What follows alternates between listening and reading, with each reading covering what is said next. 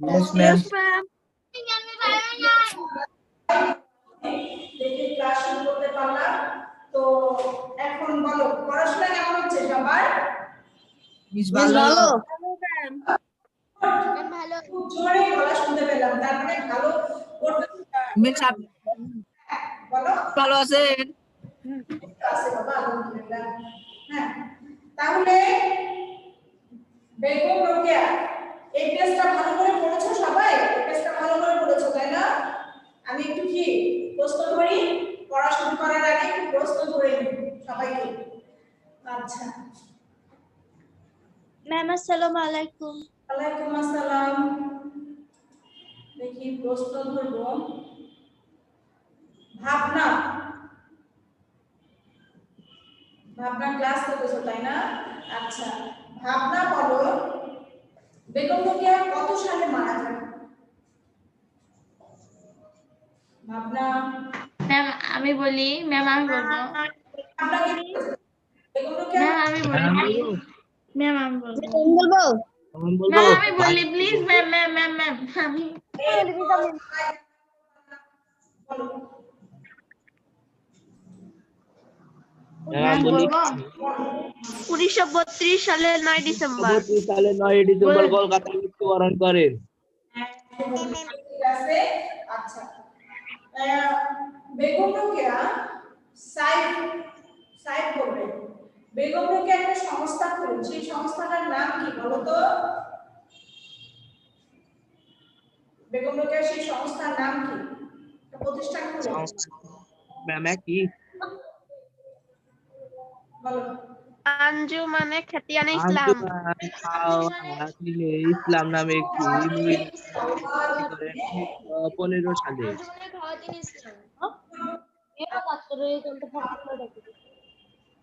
ঠিক আছে। আচ্ছা, এবার বলবে, দেখি কে কে আছে একটু দেখি।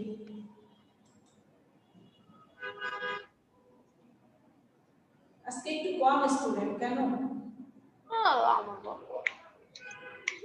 তোমরা ক্লাস করো। আর আমি তো বলি হ্যাঁ এটা তোমারই বল। এবার বলবে মাহিন বলো। মাহিন। Yes ma'am. হ্যাঁ, মাহিন বলো এই সংস্থাটা কত সালে স্থাপন করে? 1915 সালে। 1915 হ্যাঁ, 1915 সালে। Thank you. আচ্ছা, এরপরে এরপরে বলবে সবাই নাম লিখবা তো। গ্যালাক্সি 7 প্রাইম নাম লিখবা। আচ্ছা, এবার বলো ফাইন বলো। ম্যাম আমি বলি থামো। ফাহিম বলবে বেগম রোকেয়ার দুইটা গ্রন্থের নাম বলো। দুইটা। ম্যাম মতিচুর প্রথম খণ্ড আর সুলতানাস ড্রিম। গুড, বাহ, খুব সুন্দর করে বলতেছে সবাই। এবার বলবে মুত্তাকিন। মুত্তাকিন বলো এই যে দুটো বলো তার আর দুটো নাম বলো। বেগম রোকেয়ার দুটো গ্রন্থের নাম বলো। বেগম রোকেয়ার অন্য দুটো গ্রন্থের নাম বলো বা চারটা গ্রন্থের নাম বলো, সমস্যা নেই। যেগুলো চারটা গ্রন্থের নাম বলো। ম্যাম আমি বলি বলো। ম্যাম আরেকবার বলেন কিছু বুঝলাম না। ম্যাম আমি বলি খণ্ড পদ্মরাগ অবরোধ অবরোধ বাহিনী। অবরোধ বাসিনী বানানটা কিন্তু ভুল হয়। অবরোধ বাসিনী। বলে দিলাম, অবরোধ বাসিনী বানানটা খুব ভুল করো তোমরা, একটু খেয়াল করবা সবাই। দেখো অবরোধ বাসিনী, অবরোধ বাসিনী, বারোটা 30। অবরোধ রোধ বাসিনী। প্রথমটা কি ঋষিকাদের কি বলো? প্রথমটা ঋষি, পরেরটা দীর্ঘি। মনে রাখবা অবরোধ বাসিনীর নাম খুব ভুল হয় লেখার সময়। কেউ কি করো দুটাই ঋষিকার দাও দুটাই দীর্ঘিকার দাও, শুধু উল্টাপাল্টা করো, খেয়াল করবো লেখার সময় বানান ভুল হলে নাম্বার চলে যায় অনেক। এবার বলো অনেক একটু পড়া ধরে ম্যাম এবার বলবে আশরাফ। আশরাফ বলো আশরাফ বলবে বেগম রোকেয়ার কত সালে বিয়ে হয়? ম্যাম নাই, আমি বলবো। হ্যাঁ ম্যাম বলবো 1898 সালে। আমি বলি ম্যাম 1898 সালে। 1898 সালে। শুনতে পাচ্ছেন? রাতুল বলো, রাতুল। ম্যাম শুনতে পেলেন? Yes, miss. হ্যাঁ, রাতুল বলো প্রথম লেখা কি বেগম রোকেয়ার? তিনি প্রথম একটা Miss রচনা, প্রথম সেটার নাম কি বলো? মিস মতিচুর। আমি গ্রন্থ জিজ্ঞেস করিনি, প্রথম খণ্ড। রচনা লেখা একটা লেখেন, সেটার নাম কি বলো? পিপাসা। পিপাসা। গুড, প্রথম রচনা পিপাসা। সেটা মিস বলতে দেন না। আচ্ছা সেটা সেটা প্রকাশ- মিস এটি নবপ্রভা। সেটা কোথা থেকে বলো তো, কোন জায়গায়, জায়গাটার নাম কি, সেটা কোথা থেকে? মিস ভাগলপুর। নো, কলকাতা। কলকাতা থেকে। কলকাতা থেকে সুলতানা ড্রিম মাদ্রাস থেকে। হ্যাঁ, নবপ্রভা পত্রিকায় আর হচ্ছে লেখাটা হচ্ছে কি পিপাসা, ঠিক আছে? আচ্ছা, এরপর উমায়ের আছে আমার উমায়ের আসলো, দেখতে পাচ্ছেন না? No ma'am. নাই, নো ম্যাম নাই। হ্যাঁ আজকে নাই। আচ্ছা, প্রান্ত, হ্যাঁ প্রান্ত বলো, আসো প্রান্ত। শোচনীয় শব্দের অর্থ বলো প্রান্ত, শোচনীয় শব্দের অর্থ বলো। মিস আমি বলবো? খুব ম্যাম বলবো? খুব দুঃখজনক। ম্যাম বলবো? আচ্ছা ঠিক আছে, ম্যাম সবাই আমরা পড়েছি, ঠিক আছে? আমরা গুড, সবাইকে থ্যাংক ইউ, অনেক অনেক অনেক থ্যাংক ইউ, সবাই সুন্দর করে পড়েছো। এবার আমরা চলে যাই আজকের পড়ায়। একটু বেশি প্রশ্ন করে, হ্যাঁ অনেক যেহেতু প্রশ্ন আছে এখানে, এবং এই সাপগুলো সবাই Yes, ma'am. সুন্দর করে পড়বা, ঠিক আছে? মনে রাখবা সাপগুলো যেন ফাটাফাটা না হয়। তারপরে এই যে পিপাসা হচ্ছে যে রচনা, এটা একটা রচনা, এটা গ্রন্থ না, এগুলো মনে রাখবা। আচ্ছা, তাহলে আজকে আমরা পড়ব পাঠ পরিচিতি আছে, পাঠ পরিচিতিটা একটু পড়তে হবে। পাঠ পরিচিতি আমাদেরকে সৃজনশীল লেখার প্রচুর হেল্প করে। হ্যাঁ, পাঠ পরিচিতি সৃজনশীল লেখার প্রচুর হেল্প করে। বই সামনে আছে সবার? বই Yes, yes miss. Miss. Yes, ma'am. হ্যাঁ, বইটা সামনে নাও। Yes, ma'am. বেগম রোকেয়া সাখাওয়াত বাংলাদেশের নারী আন্দোলনের অগ্রদূত শব্দের অর্থ বলো। সালমান সাফি, অগ্রদূত শব্দের অর্থ বলো। ম্যাম পথ প্রদর্শক। হ্যাঁ, ম্যাম ম্যাম পথ প্রদর্শক। পারেননি, আরেকবার বলবেন? কি আরেকবার বলবো? ম্যাম পথ প্রদর্শক। ম্যাম বুঝতে পারিনি প্রশ্নটা। ও আমি প্রশ্ন শেষ, উত্তর শেষ। অগ্রদূত শব্দের অর্থ কি? অগ্রদূত শব্দের অর্থ এটা বলেছিলাম। আচ্ছা, তাহলে হচ্ছে বাংলাদেশের নারী আন্দোলন অগ্রদূত, এই যে নারীদেরকে করার জন্য যে আন্দোলন করে, নারীদেরকে শিক্ষিত করার জন্য যে আন্দোলন করে, হ্যাঁ এই আন্দোলনের অগ্রদূত কে ছিলেন? বেগম রোকেয়া সাখাওয়াত হোসেন। হ্যাঁ, বেগম রোকেয়া সাখাওয়াত হোসেন। 20 শতকের শুরুর দিকে যখন এদেশের নারীরা শিক্ষা দীক্ষা ও সকল অধিকার থেকে বঞ্চিত হতো, 20 শতকের শুরুর দিকে যখন এদেশের নারীরা শিক্ষা দীক্ষা ও সকল অধিকার থেকে বঞ্চিত ছিল, তখন তিনি প্রায় একক চেষ্টায় মেয়েদের শিক্ষার জন্য আন্দোলন গড়ে তোলেন। সেই সময়টা তিনি এককভাবে কি করে, নারীদেরকে শিক্ষিত করার জন্য আন্দোলন শুরু করেন। তাই হচ্ছে একক চেষ্টায়। তার এই আন্দোলনের হাতিয়ার ছিল কলম, লেখালেখি। কলমে লেখে, হ্যাঁ কলম লেখালেখি। তার আন্দোলনের 1 নম্বরই হাতিয়ার ছিল যে লেখালেখি। তাহলে কি বলছে আমাদের এই হচ্ছে যে বেগম রোকেয়া সম্পর্কে আমরা কি জানলাম, যে তার সময় বলতে 20 শতকের শুরুর দিকে মেয়েরা যখন একেবারে কঠোর পর্দাবদ্ধ করতেছিল, তারা সমস্ত দিক থেকে পিছনে ছিল। শিক্ষা বলো, শিক্ষা দীক্ষা, তারপরে হচ্ছে যে সব দিক থেকে তারা একেবারে পিছনে ছিল। সেই মেয়েদেরকে শিক্ষিত করার জন্য, তাদের অধিকার আদায়ের জন্য আন্দোলন শুরু করেন কে? প্রথম বেগম রোকেয়া, একক প্রচেষ্টা, সেটা বলেছিলেন। কিন্তু তারপরও অনেক প্রতিকূলতার ভিতর দিয়ে তাকে শিক্ষা গ্রহণ করতে হয়েছে। এখন বলো প্রতিকূল শব্দের অর্থ কি? প্রতিকূল শব্দের অর্থ বলবে আমি বলি সুমাইয়া, সুমাইয়া আক্তার না সামিয়া, সামিয়া বলবে পারবে? মিস আমি বলি।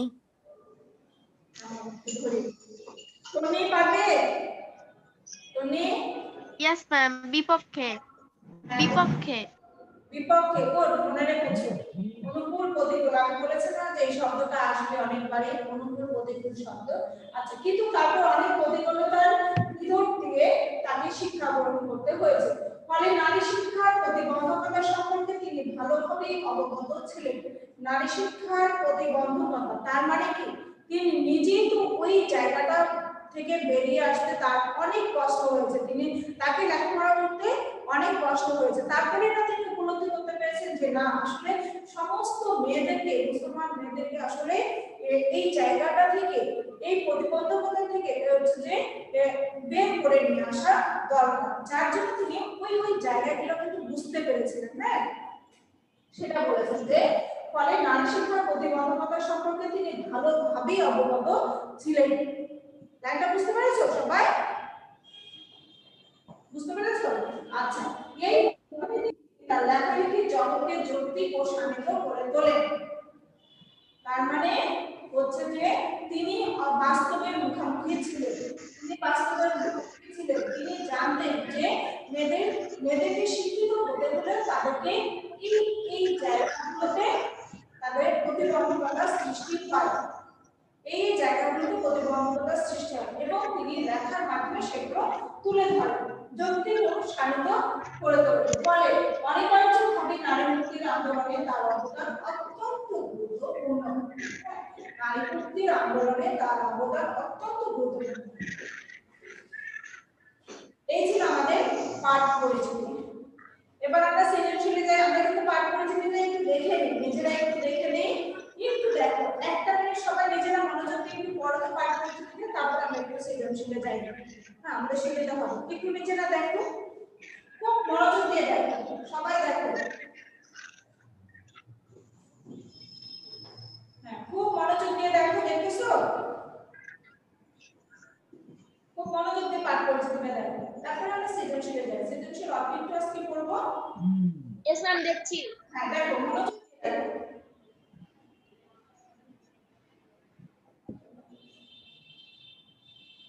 সুন্দর করে দেখো।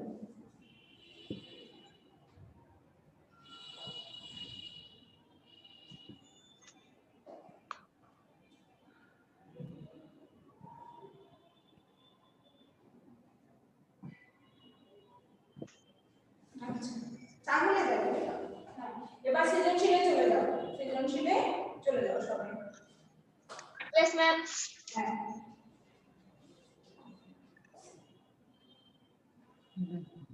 সৃজনশীলে যাও।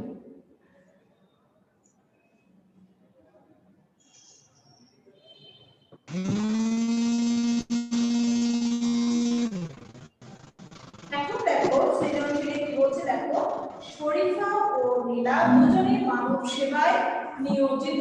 শরীফা ও নীলা দুজনেই মানব সেবায় নিয়োজিত। শরীফা খুঁজে খুঁজে অসহায় মেয়েদের স্কুলে ভর্তি করিয়ে দেন। শরীফা ও নীলা দুজনেই মানব সেবায় নিয়োজিত। শরীফা খুঁজে খুঁজে অসহায় মেয়েদের স্কুলে ভর্তি করিয়ে দেন। শত বাধা এলো এ বিষয়ে তিনি আপোষ করেননি।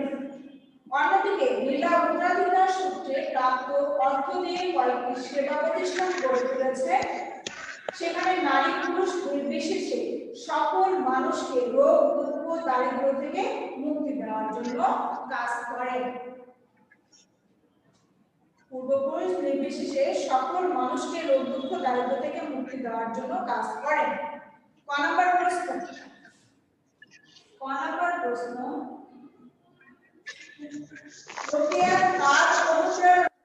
সাহিত্য রচনায় আগ্রহী হয়ে ওঠেন?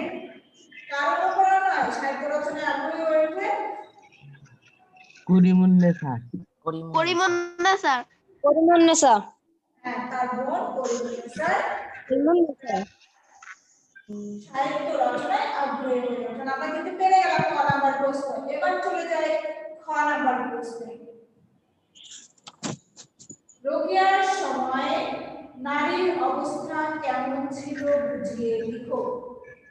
রোকেয়ার সময় নারীর অবস্থা কেমন ছিল বুঝিয়ে লিখো। আমার বিশ্বাস যে আমার স্টুডেন্টরা সবাই পারবে, তাই কি না বলো তো? পারবে না? Yes, ma'am. আচ্ছা, তাহলে তাওকিদ না? ম্যাম আমি বলি। আচ্ছা, থামো। আমি কে বলছে আমি বলবো? আমি বলবো। আমি ম্যাম ম্যাম আমি বলি। ম্যাম আমি বলি প্লিজ। আচ্ছা, না বলো তো কে বলছো? ম্যাম আমি বলি।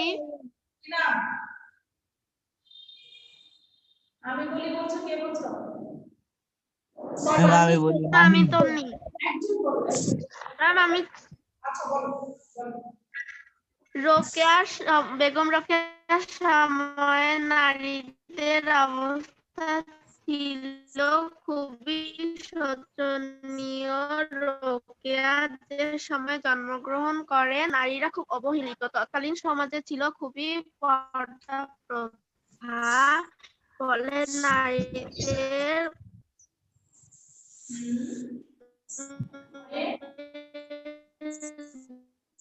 শিক্ষা দীক্ষা চাকরি সহ বাধার কারণে বাধ্য ছিল সমাজে, তাদের অবস্থা ছিল খুবই শোচনীয়। হয়েছে। আচ্ছা, সুন্দর করে বলেছো। এবার আমরা আরেকজনকে দেখি। এবার ফাতেমা বলো। বলো Fatema. Hey, ma'am. Fatema. Ma'am, বলেন প্রশ্ন। হ্যাঁ, প্রশ্ন হচ্ছে বেগম রোকেয়ার সময় নারীদের অবস্থা কেমন ছিল বুঝিয়ে দেখো। বেগম রোকেয়ার সময় নারীদের অবস্থা কেমন ছিল বুঝিয়ে পারবে? Yes or no? No, ma'am. এবার আমি বলি। ম্যাম আমি বলবো। ম্যাম আমি বলবো। আমি বলি। বলো। ম্যাম আমি বলি। ম্যাম আমি বলি। অবস্থা ছিল খুবই শোচনীয়। পর্দা প্রথা কঠোরভাবে মানা হতো বলে মেয়েদের শিক্ষা লাভের কোনো সুযোগ ছিল না। তারপরে শুধু এতটুকু বললাম। মাহিন বলো তো প্রশ্ন করে। মাহিন বলো। Yes ma'am. বেগম রোকেয়ার সময় বাঙালি মুসলমান সমাজে বিশেষ করে নারীদের অবস্থা ছিল খুবই শোচনীয়। কঠোরভাবে পর্দা প্রথা মানা হতো বলে এ সময়ে মেয়েদের শিক্ষা লাভের কোনো সুযোগ ছিল না। ফলে তারা শিক্ষা সংশ্লিষ্ট অন্যান্য অধিকার থেকেও বঞ্চিত ছিল। সামাজিক প্রতিষ্ঠার দিক থেকেও তারা ছিল পিছিয়ে। মোট কথা বেগম রোকেয়ার সময় বাঙালি মুসলমান সমাজের নারীরা খুব অবহেলিত ছিল। তার মানে কি? ম্যাম আমি বলবো। হ্যাঁ, বলো। ম্যাম বেগম রোকেয়ার সময়ে নারীদের অবস্থা ছিল খুবই শোচনীয়। রোকেয়া যে সময়ে জন্মগ্রহণ করেন সে সময় বাঙালি মুসলমান সমাজে নারীরা খুবই অবহেলিত ছিল। তৎকালীন বাঙালি মুসলমান সমাজে পর্দা প্রথা কঠোরভাবে মানা হতো বলে নারীদের শিক্ষা লাভের কোনো সুযোগ ছিল না। ফলে শিক্ষা দীক্ষা চাকরি অন্যান্য দিক থেকেও তারা পিছিয়ে ছিল। নানা রকম বাধার কারণে নারীরা প্রায় বন্দি জীবনযাপনের বাধ্য ছিল। সমাজে তাদের অবস্থান ছিল খুবই শোচনীয়। হ্যাঁ, সুন্দর হয়েছে। আচ্ছা, খুব সুন্দর হয়েছে। তোমারটাই মোটামুটি সুন্দর হয়েছে, কারণ হচ্ছে যে বুঝতে পারছো সবাই আসলে শোচনীয় এই যে শব্দটা তোমরা সবাই ব্যবহার করছো, যেটা আমার খুবই ভালো লাগছে। কারণ অনুধাবন প্রশ্ন লিখতে গেলে প্রথমে কি করতে হবে? আমাকে জ্ঞানমূলক অংশটা লিখতে হবে যে বেগম রোকেয়ার সময় নারীদের অবস্থা কেমন ছিল। এই কেমন ছিল আমরা কিন্তু এক কথায় একেবারে একটা অ্যান্সার দিয়ে দিলাম বই থেকে। কেমন ছিল বলতো? শোচনীয় ছিল। বেগম রোকেয়ার সময় নারীদের অবস্থা ছিল খুবই শোচনীয়। এই যে লাইনটা লিখছো এখানে কিন্তু তোমরা একটা নাম্বার পেয়ে যাবে। তারপর আমরা যখন গণনা করবো 2 নাম্বার আছে না আমাদের এই প্রশ্নে? কত নাম্বার বলো তো? অনুধাবন প্রশ্নে 2 নাম্বার।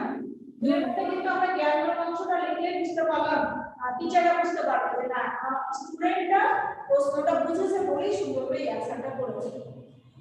তাহলে জ্ঞানমূলক অংশ গেলে এরপরে আমরা বর্ণনা করব যে বেগম রোকেয়ার সময় অর্থাৎ বিংশ শতাব্দীর দিকে হচ্ছে যে কি বেগম রোকেয়ার সময় নারীদের অবস্থা কি ছিল, খুবই শোচনীয়, তারা খুবই অবহেলিত ছিল। কারণ হচ্ছে যে মেয়েদেরকে তখন কি করা হতো, কঠোর পর্দা প্রথার মধ্যে থাকতে হতো, তাদেরকে ঘর থেকে বেরোতে দেওয়া হতো না বলে চলে। এই কারণে তারা তাদেরকে হচ্ছে আর সেখানে শিক্ষা দীক্ষার কথা তো দূরেই, হ্যাঁ তারা তাদেরকে কোনোভাবেই হচ্ছে যে তখন স্কুলে যাওয়া কোনো স্কুলেই ছিল না, মেয়েদের জন্য কোনো প্রতিষ্ঠানই ছিল না, ছেলেদের জন্যই শুধু ছিল। হ্যাঁ তাদেরকে কোনোভাবেই পড়াশোনার সুযোগ দেওয়া হতো না, যার কারণে তারা এক প্রকার হচ্ছে যে বন্দি জীবনযাপনে করতো। তার জন্য মেয়েরা কি ছিল, একেবারে অবহেলিত ছিল এবং অনেক পিছনে ছিল সমাজে, তারা একেবারে অবহেলিত অবস্থায় ছিল। আচ্ছা তাহলে এই গেল আমাদের 6 নাম্বার প্রশ্ন। 6 নাম্বার হলো আমরা আর আলোচনা করব না, আমরা আস্তে আস্তে আগাই সৃজনশীল আবার হচ্ছে যে সামগ্রিক বল আলোচনা করব। কিন্তু তার আগে আমাদের কাজ হচ্ছে পাঠ পরিচিতি। পাঠ পরিচিতিটা আমি পড়িয়েছিলাম, এই পাঠ পরিচিতিটা তোমরা কি করবে জানো? এই পাঠ পরিচিতিটা এখন আমি একটু সবার কাছে শুনবো, পুরো গল্পটা পাঠ পরিচিতি বলতে পার্টিকুলারলি যে বইয়ের লাইনগুলো পাঠ পরিচিতি সেটা না, আমি একটু শুনবো তোমাদের কাছে যে বেগম রোকেয়া গল্পটা তোমরা যে বুঝবে কি বুঝবে। আমি আজকে সবাইকে হয়তো পারবো না, দেখি যাদের একবার ধরা হয়ে গেছে তাদের বাদ দিই। নাবিলা, ইসরাত জাহান নাবিলা, একবার পড়া করে নি। নাবিলা আসো, নাবিলা বলো কিছুটা অংশ বলো তো, শুরু করো তো বেগম রোকেয়া সম্পর্কে আমি বলো, আমি শুনবো।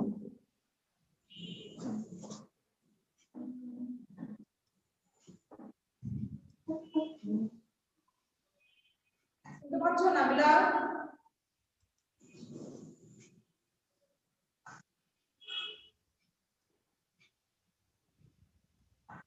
আচ্ছা শান্তিটা বলো, শান্তিটা বলো, শান্তিটা,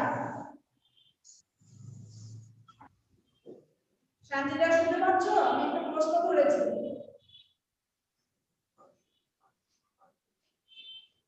ব্যাপার অ্যানসার পাই না কেন?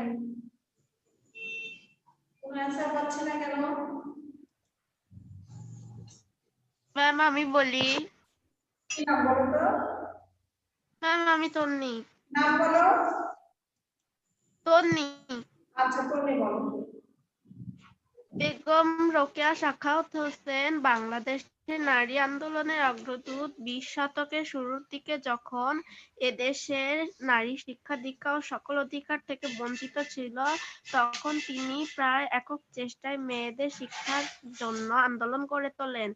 তার এই আন্দোলনের একমাত্র হাতিয়ার ছিল লেখালেখি। মেয়েদের শিক্ষার জন্য আন্দোলন গড়ে তোলেন এই একটি শিক্ষিত ও সংস্কৃতিবান পরিবারের সদস্য ছিলেন তিনি, কিন্তু তারপরেও অনেক প্রতিকূল অবস্থার ভিতর দিয়ে তাকে শিক্ষা গ্রহণ করতে হয়। ফলে নারী শিক্ষার প্রতিবন্ধকতা সম্পর্কে তিনি ভালোভাবেই অবগত ছিলেন। এই পটভূমি তিনি লেখালেখির জগৎকে যৌক্তিক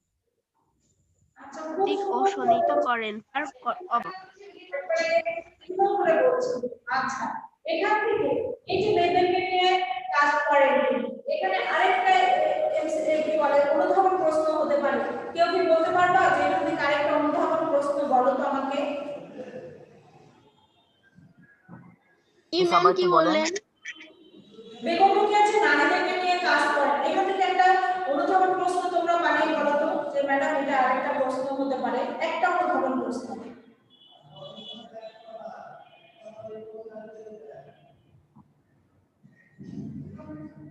বেগম রোকেয়া আমাদের বইয়ে আমরা একটা প্রশ্ন করলাম যে বেগম রোকেয়ার সময় নারীদের অবস্থা ছিল শোচনীয়, এটা আলোচনা করলাম। আমি বলবো আরেকটা প্রশ্ন হতে পারে কি বেগম রোকেয়াকে কি বলা হয়? নারী শিক্ষার অগ্রদূত। অগ্রদূত, এটা একটা ইম্পর্টেন্ট প্রশ্ন হতে পারে না প্রশ্ন? Yes, ma'am. Yes, ma'am. হতে পারে। আচ্ছা, এবার বলবে ম্যাম আমি বলবো একটা। ম্যাম আমি একটা বলি, ম্যাম আমি নারী বলবো। মুক্তিতে বেগম রোকেয়া এত আগ্রহী ছিলেন কেন? এটা হবে না। বেগম রোকেয়া নারী মুক্তিতে বেগম রোকেয়া এত আগ্রহী ছিল কেন? ম্যাম আমি একটা বলবো।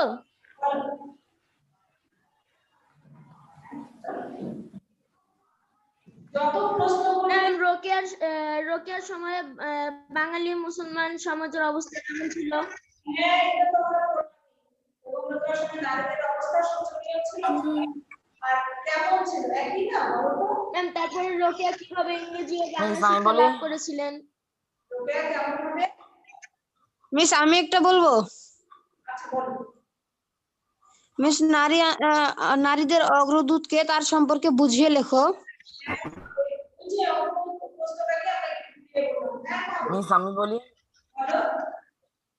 নারী শিক্ষার জন্য বেগম রোকেয়াকে অনেক প্রতিকূলতার সম্মুখীন হতে হয়েছে, বুঝিয়ে লেখো। থ্যাংক ইউ, সুন্দর হয়েছে। অনেক প্রশ্ন উঠে ম্যাম আসে। তারপরে রোকেয়া তার গ্রন্থ বড় বোনকে উৎসর্গ করেছিলেন কেন? বেগম রোকেয়া আরেকবার একটু বলেন, বুঝতে পারলাম না। বেগম রোকেয়াকে নারীবাদী লেখিকা বলা হয় কেন? হ্যাঁ, হবে। আচ্ছা, তাহলে আমি বুঝতে পারছি যে এই যে প্রশ্নগুলো কেন তোমরা করতে পারলে, কেন করতে পারলে বলো তো? তোমরা পড়েছো সুন্দর করে বলেই কিন্তু তোমরা প্রশ্ন করতে পারছো না। আমাদের আজকে দেখো মোটামুটি প্রশ্ন কতগুলো উঠে আসলো। হ্যাঁ, আচ্ছা, যাই হোক আমরা সুন্দর করে বুঝতে পেরেছি গল্পটা। এখন আমরা এই যে খানাবার বইয়ের খানাবার প্রশ্ন রয়েছে না অনুধাবন, এই খানাবার প্রশ্ন হোমওয়ার্ক করবে। এই যে খানাবারটা, এটা হোমওয়ার্ক করবে তোমরা। খানাবার প্রশ্নটা হোমওয়ার্ক করবে, অনুধাবন খানাবারটা। আর ওকে ম্যাম। আমার যে এতগুলো স্টুডেন্ট ক্লাস করতেছো কিন্তু তোমরা খাতা দাও না কেন বলো তো? খাতা দাও না কেন? আমি কয়টা অ্যাসাইনমেন্ট না হোমওয়ার্ক? হোমওয়ার্ক, অ্যাসাইনমেন্ট তো আলাদা আছে। হোমওয়ার্ক খাতা গ্রুপে পোস্ট করে দিলে কি হয়? খাতাটা লিখে আজকে সবাই যারা আজকে আমি কিন্তু সবার নাম করে রেখেছি। আজকে এতগুলো স্টুডেন্ট আমার ক্লাস করলো অথচ আমি খাতা পাই না। আজকে দেখবো কি যে আজকে আমি গ্রুপে লিখে দেবো যে এই খাতা দিয়েছি বাকি দেখি খাতা পাই না, খাতা পাই। আচ্ছা আজকে দাও তারপরে নাম বলবো। হ্যাঁ, শুধু মিলন স্যারের মেঘনা শাখার যারা তারা একটু খাতা বেশি দেয় আর পদ্মা শাখা যারা তারা একটু খাতা বেশি দেয়, তাছাড়া আর খাতা দিতে চাই না। কেন অলস হয়ে গেছো বাড়িতে বসে থেকে থেকে সবগুলো? ম্যাম আমি দেই। সবাই ভালো থাকবো। হ্যাঁ, সবাই ভালো থাকবে, ভালো করে পড়াশোনা করতে, শরীরের প্রতি যত্ন নেবে। অবশ্যই নিজের শরীরের প্রতি খালি বাসায় বসে বসে থাকছো যে এই বেলায় না ওই বেলায় বেরোবো আর ঘুমায় না, সব শুয়ে শুয়ে খালি মোবাইল আর হচ্ছে ঘুমায় না বেশি। হ্যাঁ, পড়াশোনা করো, শরীরের যত্ন নিও। তো সবাই ভালো থাকবো। আল্লাহ হাফেজ। আসসালামু আলাইকুম ম্যাম। আসসালামু আলাইকুম। আসসালামু আলাইকুম ম্যাম। ম্যাম